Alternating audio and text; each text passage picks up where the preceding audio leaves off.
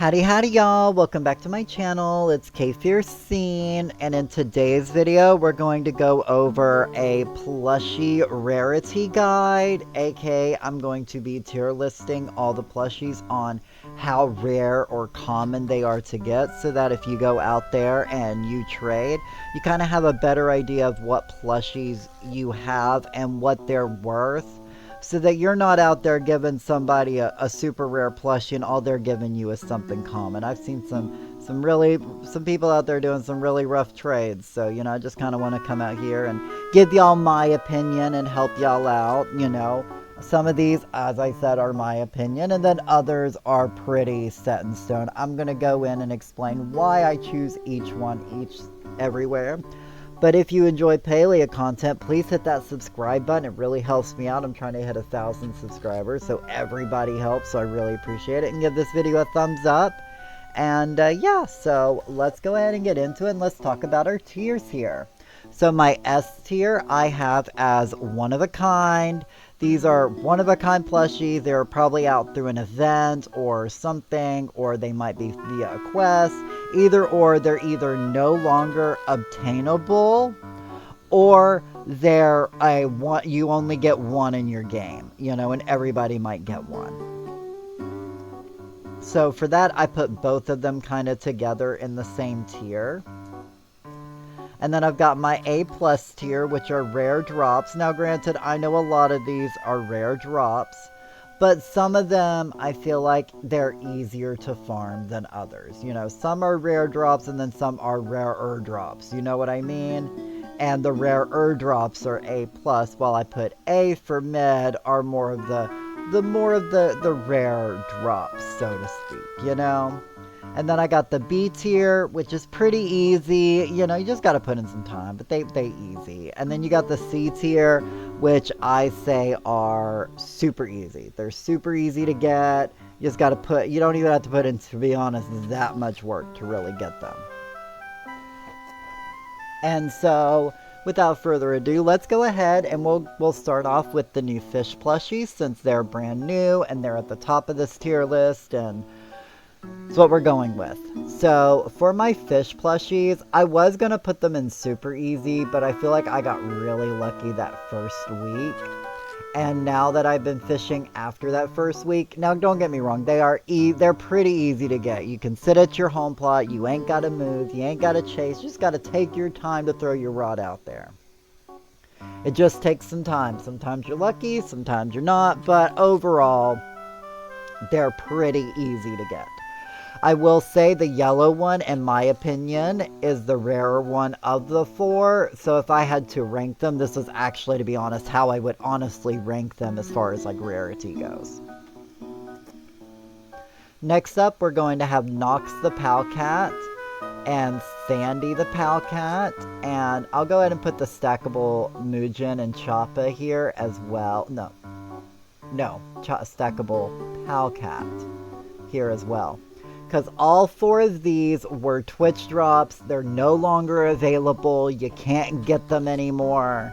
They were one-of-a-kind event drops, and they're no longer available. I will put the stackable pillows under the Powcats, because people did get two of them, and somebody might be willing to part with one of them if you beg them hard enough and give them a good enough trade.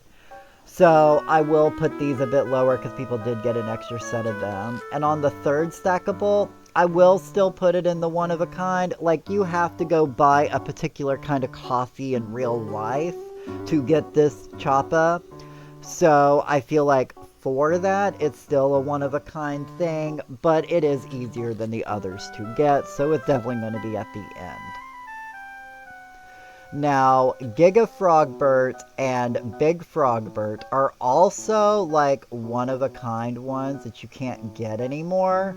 So they were through events and whatnot. And so those I'll definitely also put in the one-of-a-kind, because those are no longer available. Know your worth type of thing.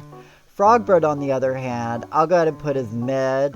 He's a Zeki coin. Zeki coins, I think I'm going to overall put into the mid category, because you just gotta, it's easy to farm money in this game, Now, Nibbles, also, like the others, he was a one-of-a-kind event login reward, I believe, and if you weren't there for it, you didn't get it.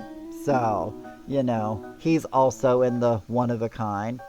The life-size Tao, you have to, that comes from completing Tao's friendship quest. He's a one-of-a-kind. He takes a lot of work, and you can only get one. So definitely going to put him up there, as well as Ranch House Cherry Tail. Also one-of-a-kind, but, also with a quest with Hecla. So both of those are definitely tied with villager quests. And we'll put in the Finding Friends Choppa, the two Choppas holding each other. That one's also a one-of-a-kind. From the Recruit a Friend, you got to recruit a couple of friends. So I'm probably going to put it, since it's actually free, I'm going to put it below the stackable Choppa pillow. It's a bit easier to get, but you can still only get one, so... Now, the Spring Flutter Fox and the Winter Flutter Fox, I'm going to be putting in the mid category because those are available through Zeki coins. I think they were given out as drops, or they were given out as login rewards, but nowadays you can get them by just having enough Zeki balls, and so you'll eventually get them. But the other three foxes, I think two of them were login rewards, and one of them was for a bug event that already happened. So these are no longer available, so we are definitely going to be putting them up here in the one-of-a-kind category, so that, because as I said, those are also no longer available. So we're going to put them up there. And next up, we've got a whole bunch of Zeki ones. So I'm just gonna go ahead and put all these Zeki ones up in the mid tier. They're easy to get if you have enough money. Literally that all these come down to is just having enough money. And if you go to cake parties, go to flow chop parties, even if you play the game, I feel like a whole part of the game is making money. Moving on, so now we're going to be moving on to the three giant plushies, which the giant Choppa, the giant Maji, and the giant fish. All three of them I'm going to put in super easy. Literally, all you got to do is go down and play Hot Pot. And you just got to play enough Hot Pot to get enough coins. And if you don't want to play Hot Pot, just go down there and play Spam Pot. What you got to do is press the A button or press the space bar. I feel like those are super easy to get. And you just can casually AFK and you'll eventually get enough coins to get them. So I'm definitely going to put them on super easy.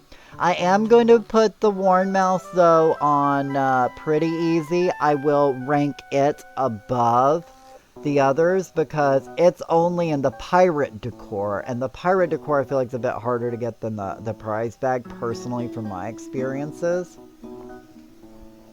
So I'm going to put that one up into the pretty easy tier. And now moving on to the Choppas, this might be a little controversial, but I'm going to put the Azura Choppa and the regular Choppa in the pretty easy tier. They're pretty easy to get. It's pretty easy to find them. If you're running around with the horn, you'll get enough Azura Choppas. And if you're using Dispel or Slow Arrows, I personally like Dispels, they're pretty easy to whop real quick, And then Choppas, you one-shot them and kill them all. They're easy to get. Stripe Choppas, I'll put in mid. They take a bit more work. They're not as commonly seen, even in Bahari. I feel like I still run into more of the regular Choppas. But I'm going to put it a rank higher. You're going to see there's a lot of trend with some of these. Now, going into the Mujins, though, I'm going to put the Magic Mujin. I'm going to put it under rare drops. Yes, I've got plenty of them, but I also play with groups. If you play with groups, this one is a little lower, so I'm going to put it lower on the rare drops tier. But if you're by yourself, it is a lot harder to get, especially on the Switch. And the banded Mugen though, the banded Mugen I'm going to put as mid. I'm going to put it high mid. Because banded Mugen are everywhere. While Mugen are a bit harder to find. And I really struggled to get my regular Mugen plushie. So I'm going to be putting the Mugen plushie under the rare drop. And with the bristle brain, in fact, I'm going to put it above the magic Mugen, because as long as you're in a group, the magic Mugen's not too difficult. But by yourself will make it a bit difficult, so I am going to keep it there. And going into the Cernuks, kind of something similar in my opinion. I'm going to put definitely the Proudhorn Cernuk in mid. Proudhorn Cernuk.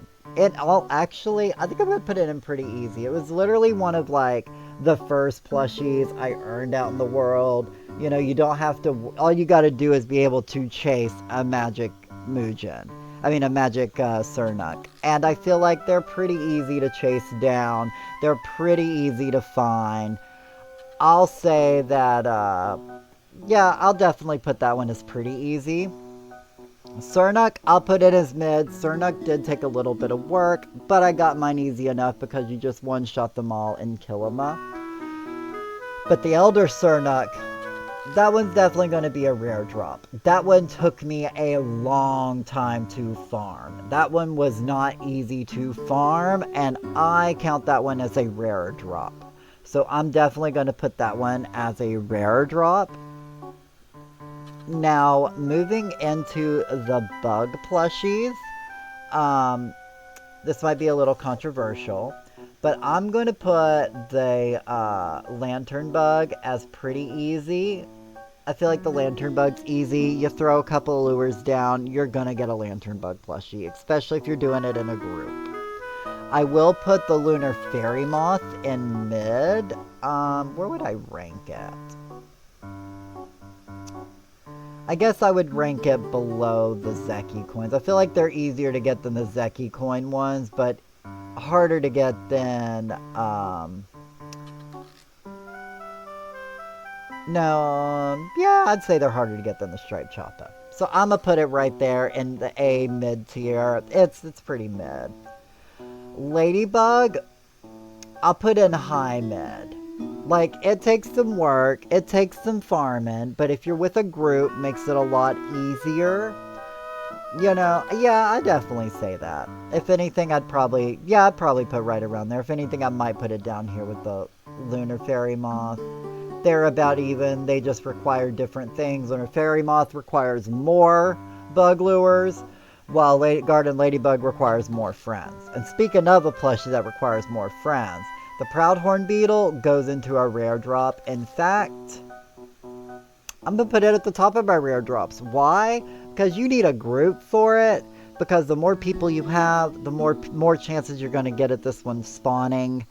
But so many times it'll glitch under the ground. So if you miss so many of them because they're buggy and they go under the ground. You know, now this might change in the future. These tier lists might change a little bit as far as patches go. And I know they have made it easier to get than what it was. The first one I got was, really difficult. But they're still very time consuming and pretty hard to get, so. Now, I'm basically going to put all the ones you can buy for tickets or for gold at the Maji Market into the super easy tier. These are all super easy to get. You just gotta play enough games to get enough tickets. You know, they're really easy to get. You know, or have enough gold for the Choppa Hut Mini. If anything, I'd probably put that one in pretty easy because that one does take a little more money to grind. So I'll put that one up one because that one does take quite a bit of money. We're going to go the Choppa Hut Embra, which is also the same as all the others. They're super easy to get. It's just all about just putting some gold into the Maji Market, and it's not even that expensive. So that one, if anything, I'm going to put that one down at the bottom as like the easiest plushie to get.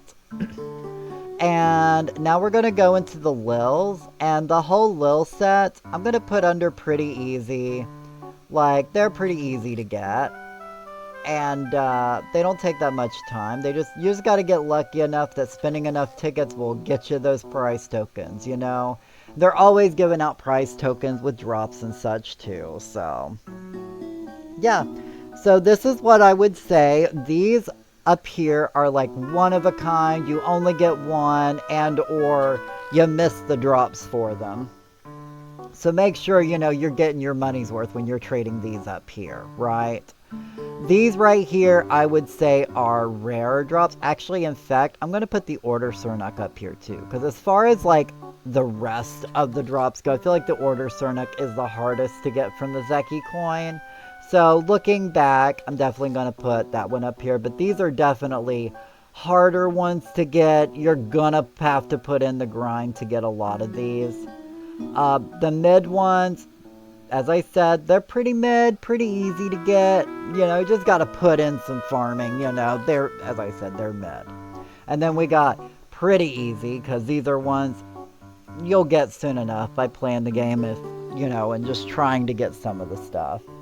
And then we got the super easy, which are mostly Maji Market stuff. You know, primarily all Maji Market and or Hot Pot stuff. So these are my tier lists for my plushie rarity guide. So let me know if you guys agree or disagree with what I had put up here. And yeah, so thank y'all for chilling with me today, and I will see you all in the next video. Bye!